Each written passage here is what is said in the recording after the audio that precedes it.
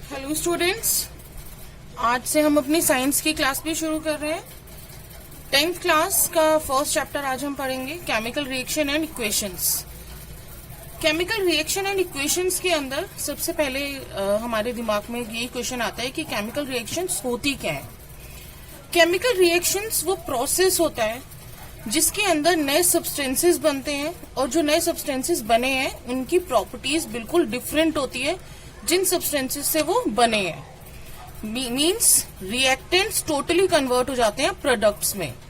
आप इनको एक तरीके के केमिकल चेंजेस भी बोल सकते हैं, जिसके अंदर जो रिएक्टेंट है वो प्रोडक्ट से बिल्कुल डिफरेंट होता है। नाउ व्हाट आर रिएक्टेंट्स और व्हाट आर प्रोडक्ट्स? रिएक्टेंट वो सब्सटेंसेस होते हैं जो किसी भी केमिकल रिएक्शन में पार्टिसिपेट करते हैं, और प्रोडक्ट्स वो सब्सटेंसेस होते हैं जो उस केमिकल रिएक्शन में बन रहे हैं। अब कैसे पता चलेगा कि कोई भी केमिकल रिएक्शन हो रही है? What are the identification science of any chemical reactions? So it involves, हम चेक कर सकते हैं कि उसकी किसी भी फिजिकल स्टेट में किसी तरीके का चेंज हुआ है। Like when carbon reacts with oxygen it produces carbon dioxide. तो यहाँ पर इनकी फिजिकल स्टेट चेंज हुई है, so we can say that there is a chemical reaction. Change in temperature, for example, when calcium oxide reacts with water, it forms calcium hydroxide with the evolution of heat. Next is change in color. When copper sulfate reacts with iron, it forms iron sulfate plus copper.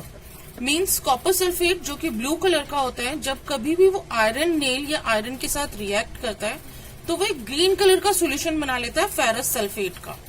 हम इसे iron 2 sulphate या ferrous sulphate दोनों ही नाम से बुला सकते हैं। Plus copper उसमें से अलग हो जाता है जो कि ब्राउन कलर का होता है। तो यहाँ पर रिएक्शन के अंदर रिएक्टेंट का कलर कुछ और था, प्रोडक्ट का कलर कुछ और है। So we can say that there is a chemical reaction which occur. Next we can say evolution of gas. When zinc react with hydrochloric acid it forms zinc chloride with the evolution of hydrogen gas. Next is formation of precipitates. When barium chloride reacts with sodium sulfate, it forms sodium chloride with the white precipitates of barium sulfate.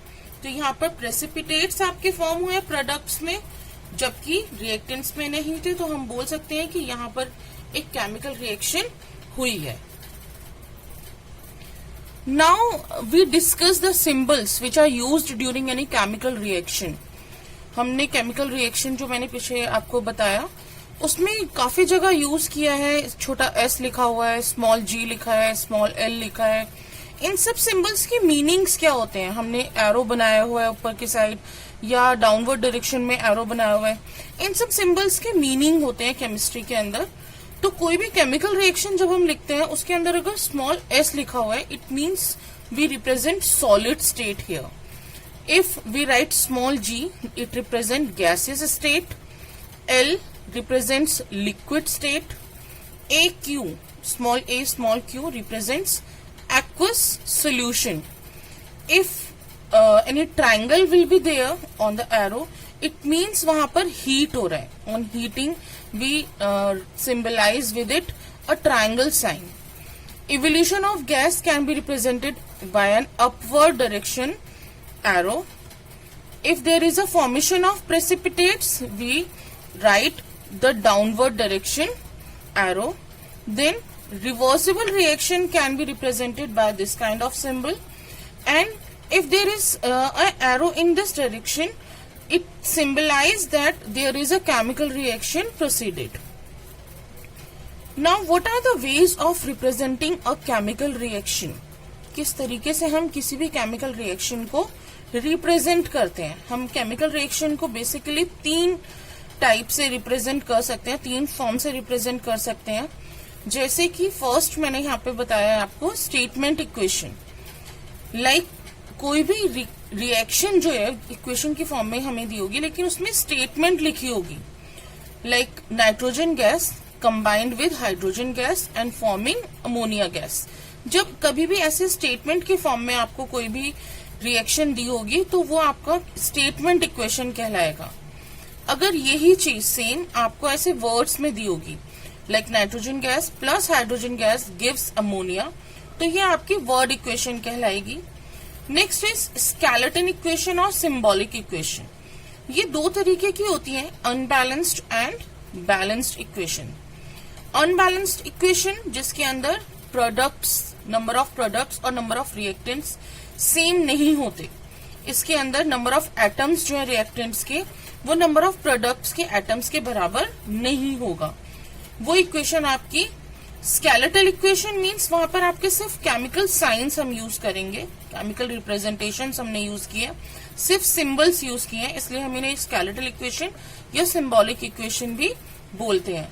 Balanced equation के अंदर यही same चीज जो हमने पहले statement में लिखा था, फिर वर्ड्स में लिखा था, फिर हमने यहाँ अनबैलेंस्ड फॉर्म में लिखा था, इसी को हमने यहाँ पर बैलेंस कर दिया है। हमने यहाँ पर number of atoms of reactant equal कर दिए हैं to the number of atoms of products. For example nitrogen के 2 मॉलिक्यूल्स हैं यहाँ पर, 3 into 2, 3 मॉलिक्यूल्स हैं हाइड्रोजन के, तो 3 into 2 6 हो गया। It gives 2 molecules of ammonia. तो जब हम कभी भी हम बैलेंसिंग चेक करेंगे, नाइट्रोजन के 2 मॉलिक्यूल्स हैं, यहाँ पर नाइट्रोजन के 2 मॉलिक्यूल्स हो गए। ये जो आगे लिखा होता है ये आपका स्टोइचियोमेट्रिक कोफिशिएंट कहलाता है। इन्हीं कोफिशिएंट्स के अंदर हम चेंज कर सकते हैं और इन्हीं कोफिशिएंट्स को ध्यान में रखते हुए हम बैलेंस करते हैं। यहाँ पर हमने 2 अमोनिया नाइट्रोजन के मॉलिक्यूल्स देख लिए अमोनिया के अंदर। फिर हाइड्रोजन को चेक करेंगे, यहाँ पर 2 मॉलिक्यूल्स थे हाइड्रोजन के, मैंने यहाँ 3 लिखा है क्योंकि यहाँ पर 3 था, तो 3 into 2 6 होता है आपका, 3 into 2 यहाँ पर 6 हो गया, ये हमारा बैलेंस हो गया। नाउ कोई भी जब केमिकल रिएक्शन हो रही है, उस केमिकल रिएक्शन से हमें क्या क्या चीजें पता चल रही हैं, what information we collect by any chemical reaction. हमें किसी भी केमिकल रिएक्शन से रिएक्शन कोई भी जो हो रही है उसकी मॉलिक्यूलर फॉर्म पता चलती है। हमें किसी भी केमिकल रिएक्शन से उसके प्रोडक्ट्स के बारे में इंफॉर्मेशन मिलती है। हमें किसी भी केमिकल रिएक्शन से पता चलता है कि उस केमिकल रिएक्शन के अंदर जो प्रोडक्ट्स यूज हुए हैं, जो रिएक्टेंट्स यूज हुए हैं, उनका मास कितना है। And last but not the least, we know about the law of conservation of mass.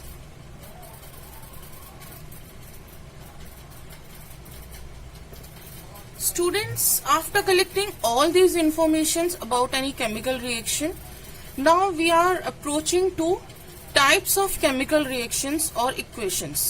Means chemical reactions या equations जो आप पढ़ रहे हैं वो कितने तरीके की होती हैं, इनको भी हम अलग अलग बेसिस पे डिवाइड करेंगे। फर्स्ट हमने डिवाइड किया है on the basis of its physical state. We can divide any kind of chemical reaction on the basis of physical state, like it may be homogeneous equation or it may be heterogeneous equation. If we divide it on the basis of equilibrium, it may be reversible equation, it may be irreversible equation. If we divide it on the basis of number of atoms of reactants or products present in any chemical reaction, it may be balanced equation or unbalanced equation. If we divide it on the basis of heat evolved or heat absorbed, it may be divided as a endothermic reaction or equation or exothermic equation or reaction. जैसे endothermic equations वो equations होती हैं जिनके अंदर heat आपका चाहिए reactants को to initiate, और जिन रिएक्शंस में हमें हीट मिलती है, लिबरेट आउट होती है, हीट इवॉल्व होती है, वो रिएक्शंस आपकी एक्सोथर्मिक रिएक्शंस कहलाती हैं। Now the important one are the combining nature of reactants. इनके बेसिस पर अगर हम केमिकल रिएक्शंस को डिवाइड करते हैं तो सबसे पहला आपका आता है कॉम्बिनेशन रिएक्शन। कॉम्बिनेशन रिएक्शंस क्या होती हैं? As the name suggested, combination reactions जिसके अंदर रिएक्टेंट्स कंबाइन हो रहे हैं और एक प्रोडक्ट फॉर्म कर रहे हैं। Another is decomposition reaction. Decomposition reaction means decompose हो रहा है वहां पे कोई भी एक रिएक्टेंट डिकम्पोज हो रहे, ब्रेक डाउन हो रहा है into simpler ones. Next is displacement reaction, another double displacement reaction. It may be neutralization reaction or isomerization, or also called rearrangement of molecules in any reaction. So these are the combining nature of reactants, and on this basis we can divide chemical reactions like this. Last but not the least is on the basis of the presence of hydrogen and oxygen molecule. Means whether the hydrogen is lost or gained, or the oxygen is lost or gained. We can divide the chemical reactions as oxidation reactions or reduction reactions. आज first class में हम इतना ही देखेंगे. कल next class में मैं आपको इन equations के बारे में, इन रिएक्शंस के बारे में डिटेल में बढ़ाऊंगी. सो घर पर ही रहें, स्टे वेल और पढ़ते रहें.